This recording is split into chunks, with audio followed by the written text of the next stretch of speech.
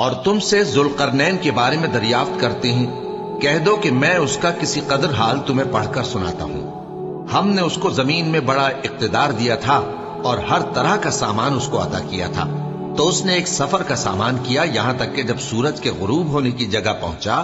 تو اسے ایسا پایا کہ ایک کیچڑ والے چشمے میں ڈوب رہا ہے،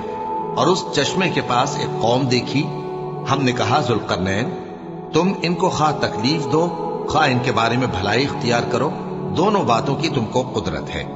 ذوالقرنین نے کہا کہ جو کفر و بد کرداری سے ظلم کرے گا اسے ہم سزا دیں گے، پھر وہ اپنے پروردگار کی طرف لوٹایا جائے گا تو وہ بھی اسے بڑا عذاب دے گا، اور جو ایمان لائے گا اور عمل نیک کرے گا اس کے لیے بہت اچھا بدلہ ہے،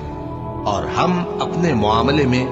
اس سے نرم بات کہیں گے۔ پھر اس نے ایک اور سامان سفر کیا، یہاں تک کہ سورج کے طلوع ہونے کے مقام پر پہنچا تو دیکھا کہ وہ ایسے لوگوں پر طلوع ہوتا ہے جن کے لیے ہم نے دھوپ سے بچاؤ کی کوئی اوٹ نہیں بنائی تھی۔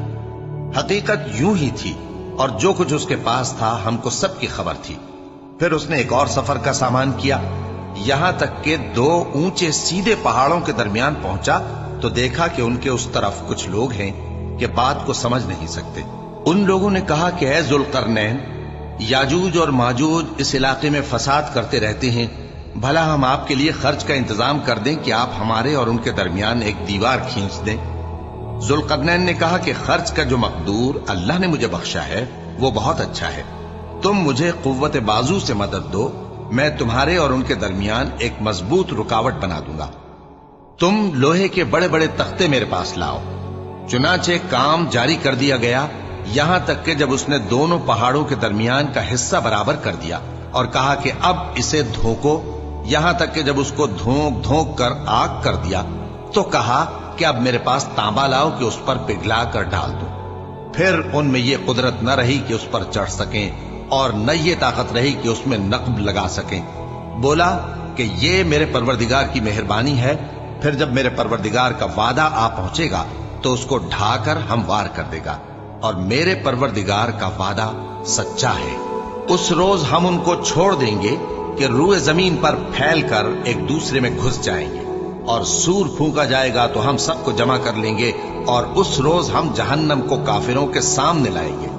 جن کی آنکھیں میری یاد سے پردے میں تھیں اور وہ سننے کی طاقت نہیں رکھتے تھے۔ اب کیا کافر یہ خیال کرتے ہیں کہ وہ میرے بندوں کو میرے سوا اپنا کارساز بنائیں گے تو میں خفا نہیں ہوں گا؟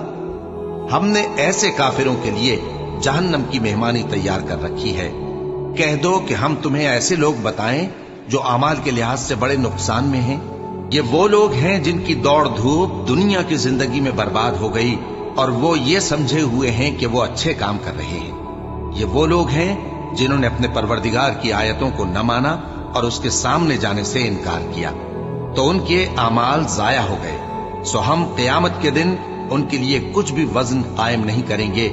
یہ ان کی سزا ہے یعنی جہنم، اس لیے کہ انہوں نے کفر کیا اور ہماری آیتوں اور ہمارے پیغمبروں کی ہنسی اڑائی۔ جو لوگ ایمان لائے اور عمل نیک کیے ان کے لیے بہشت کے باغ بطور مہمانی ہوں گے، ہمیشہ ان میں رہیں گے اور وہاں سے مکان بدلنا نہ چاہیں گے۔ کہہ دو کہ اگر سمندر میرے پروردگار کی باتوں کے لکھنے کے لیے روشنائی ہو تو قبل اس کے کہ میرے پروردگار کی باتیں تمام ہوں سمندر ختم ہو جائے، اگرچہ ہم ویسا ہی اور اس کی مدد کو لائیں۔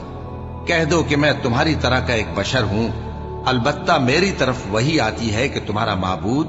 وہی ایک معبود ہے، تو جو شخص اپنے پروردگار سے ملنے کی امید رکھے چاہیے کہ عمل نیک کرے اور اپنے پروردگار کی عبادت میں کسی کو شریک نہ بنائے۔